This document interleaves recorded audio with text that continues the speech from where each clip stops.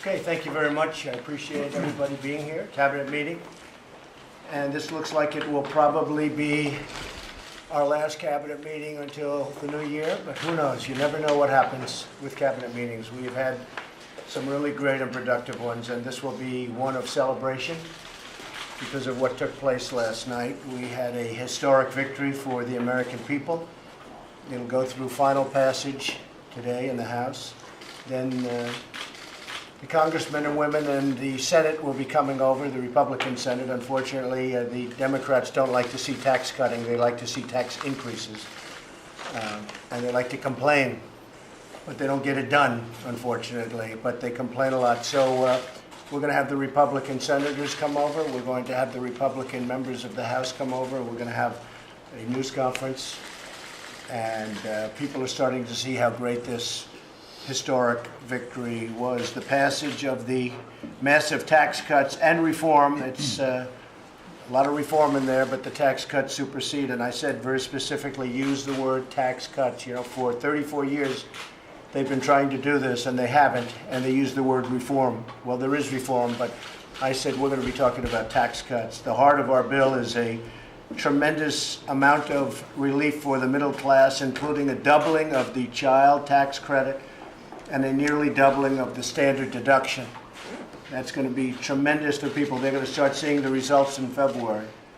This bill means more take-home pay. It will be an incredible Christmas gift for hardworking Americans. I said I wanted to have it done before Christmas. We got it done. I want to thank all of the leaders. I want to thank Mitch McConnell. I want to thank Paul Ryan and so many other people. And we'll go through the official ceremony in a little while when they come over to the White House. But we have a tremendous amount of talent in the House, a tremendous amount of talent in the Senate. I can tell you that. And they love this country. The bill also includes a new family tax credit for dependents. It makes the vast majority of family farms and small businesses exempt from the estate tax. The estate tax was killing the farmers. They were forced to sell farms at bargain basement prices. They don't have to do that anymore. And it brings overseas corporate profits back to the United States. Our plan also lowers the tax on American business from 35% all the way down to 21%. That's probably the biggest factor in this plan. We become competitive all over the world. Our companies won't be leaving our country any longer because our tax burden is so high, because now we're down toward the lower end of the spectrum as opposed to being the highest. We were the highest. And it's really, above all else, it's a jobs bill, because these corporations that are already coming into the country, but they're going to start pouring into the country, it's about jobs, and they're going to build some really great companies and a lot of jobs. We've already created over 2 million jobs since the election. The stock market, as you see, it's at an all-time high yet again. I think that's 86 times since I got elected. 86 times we're at an all-time high. Unemployment is at a 17-year low. We've liberated the American economy from Washington overreach, cutting 22 regulations for every one new regulation, the most in history by far. We've cut hundreds and hundreds of regulations, allowing people to have their businesses, work their businesses, and hire people. And we still have plenty of regulation. Don't worry, we have plenty of regulation. Regulation's not the worst thing, but over-regulation was stifling in our country. Couldn't do anything. We've unleashed U.S. military might on ISIS, and today the coalition to defeat ISIS has recaptured nearly 100% of the territory once held by the terrorists in Iraq and Syria. We're close to 100%. We'll be finished pretty soon with the ISIS situation in those two countries. And we're making it very difficult for them to come here, believe me. We're fighting that very hard, Homeland Security and our great military. We're restoring immigration enforcement at levels that our country has never seen before, and taking the fight to the criminal gangs like MS-13, where we're decimating those animals. They're animals. What they do is horrible, horrible. And we're making the immigration system work for Americans, but we're cleaning out towns of those MS-13 gangsters. That's why we're calling on Congress to fund the border wall, which we're getting very close to. We're working on that. We have a great wall. We put up, as you know, 6 different varieties of wall. We want to be able to see through. We have a lot of help from the Border Patrol and from the ICE agents. We're getting their input on the wall because who knows better than them?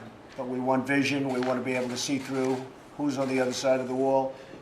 And we have some wonderful prototypes that have been put up. And I may be going there very shortly to look at them in their final form. And we'll be building the wall, and we'll be doing lots of other things. We will, very importantly, be funding and closing the loopholes that undermine our enforcement, and we will get rid of chain migration and the visa lottery program. We have a lottery program where we take in a lottery people from other countries. In some places, we are bringing in some very bad people.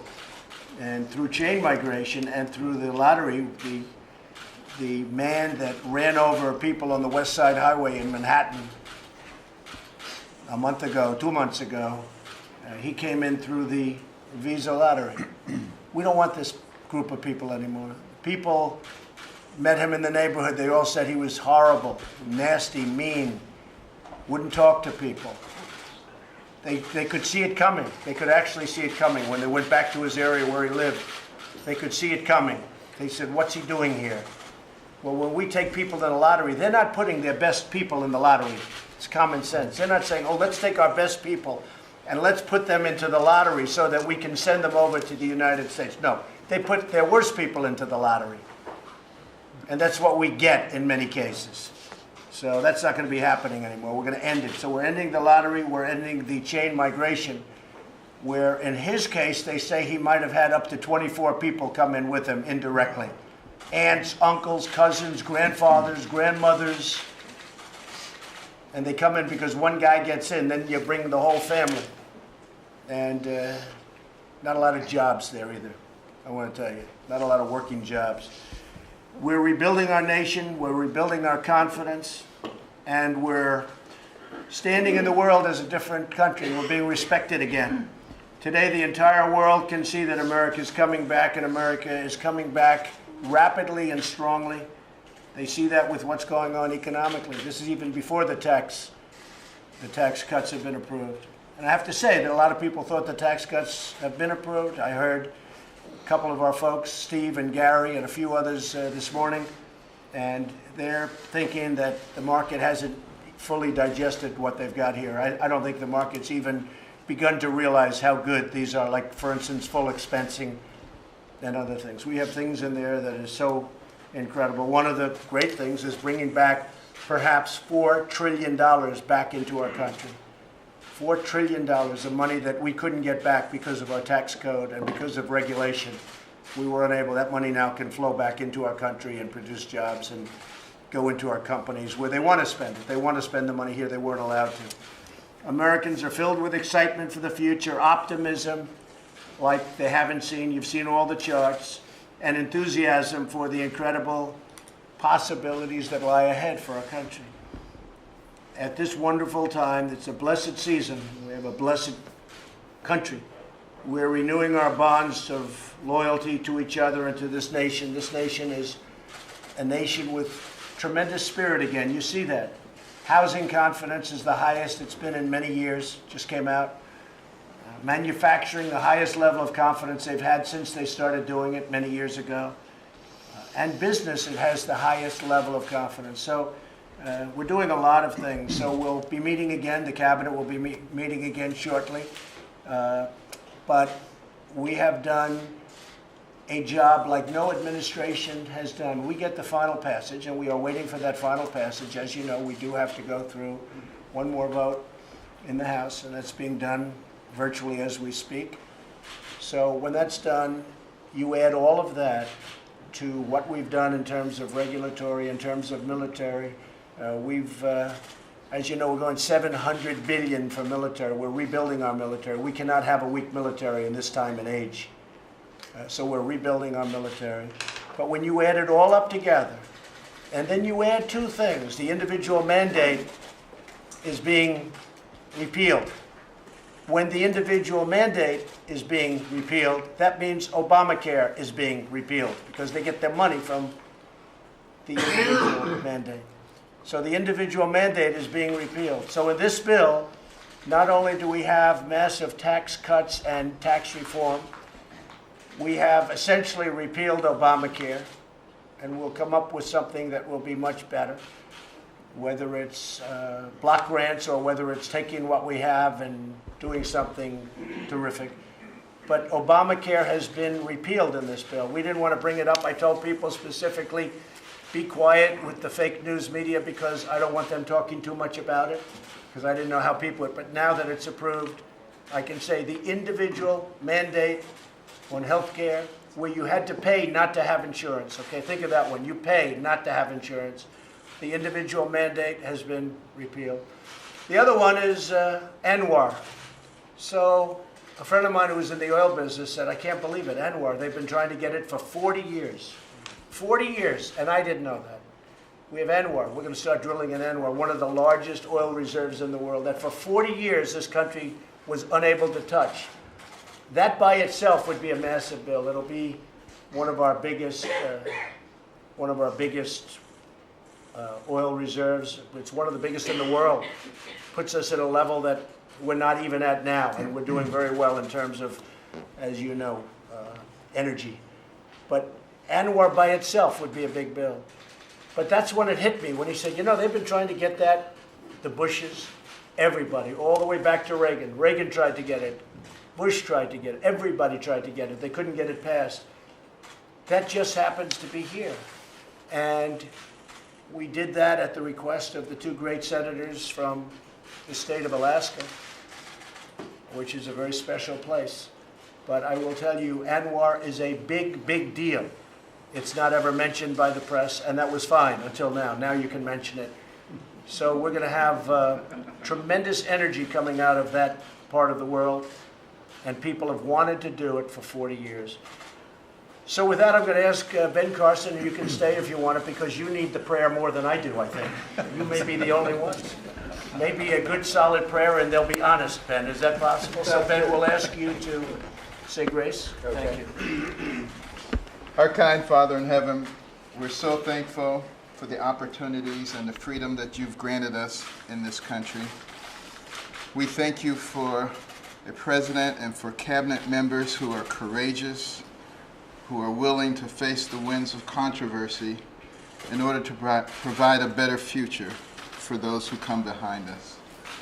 We're thankful for the unity in Congress that has presented an opportunity for our economy to expand so that we can fight the corrosive debt that has been destroying our future. And we hope that that unity will spread even beyond party lines so that people recognize that we have a nation that is worth saving, and recognize that nations divided against themselves cannot stand. In this time of discord, distrust, and dishonesty, we ask that you would give us a spirit of gratitude, compassion, and common sense, and give us the wisdom to be able to guide this great nation. In the future, we ask in the name of the Father, the Son, and the Holy Spirit. Amen. Thank you, Ben. Thank you very much. Mike, would you like to say a few words? Well, I appreciate it, Mr. President. As I told you last night, shortly after the Senate vote, I know I speak on behalf of the entire cabinet and of millions of Americans when I say congratulations and thank you. Thank you. Thank you for seeing through the course of this year an agenda that truly is restoring this country. You described it very well, Mr. President. From the outset of this administration, we've been rebuilding our military, putting the safety and security of the American people first. You've restored American credibility on the world stage. We're standing with our allies. We're standing up to our enemies. But you promised economic renewal at home.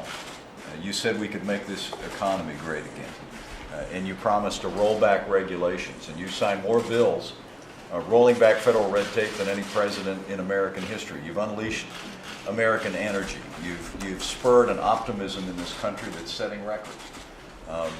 But you promised the American people in that campaign a year ago that you would deliver historic tax cuts. and it would be a middle-class miracle. And in just a short period of time, that promise will be fulfilled.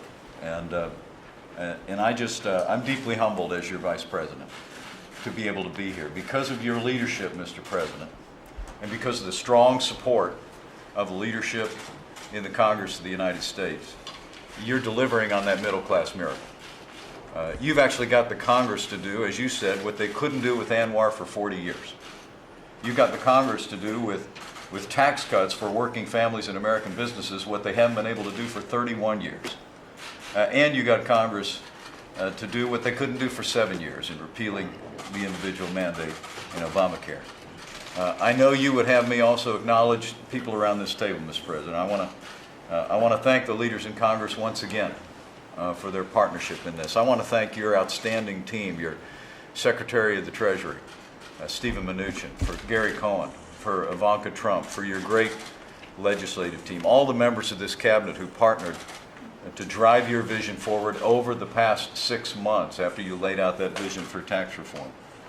But mostly, Mr. President, I'll end where I began and just tell you, I want to thank you, Mr. President. I want to thank you for speaking on behalf of and fighting every day for the forgotten men and women of America.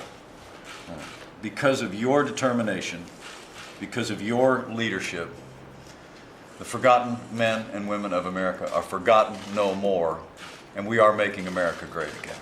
Thank you, Mike. Thank you, That's Mr. very President. nice. I God bless you. appreciate that. Thank you very much. Well, I also want to thank all of the members of the cabinet, and I think we have a fantastic team. And next year, we're going to go into really some amazing things. We're making ourselves very strong again, right, General? And we are, sir. Strong. He was not so happy that first week when I met him. He was saying, it's really depleted. Well, we're building it up rapidly, and we'll be at a level like never before. But the members of the cabinet, you've been outstanding. I like the message that Nikki sent yesterday at the United Nations for all of these nations that take our money and then they vote against us at the Security Council, or they vote against us potentially at the Assembly. They take hundreds of millions of dollars and even billions of dollars, and then they vote against us. Well, we're watching those votes. Let them vote against us. We'll save a lot. We don't care. But this isn't like it used to be, where they could vote against you and then you pay them hundreds of millions of dollars and nobody knows what they're doing. So, Nikki, that was the right message that you and I agreed to be sent yesterday, and I've had a lot of good comment on it, believe me. People are tired of the United States. The people that live here are great citizens that love this country. They're tired of this country being taken advantage of, and we're not going to be taken advantage of any longer. Thank you very much. Thank you all very much. Thank you. Appreciate it. Mr. President.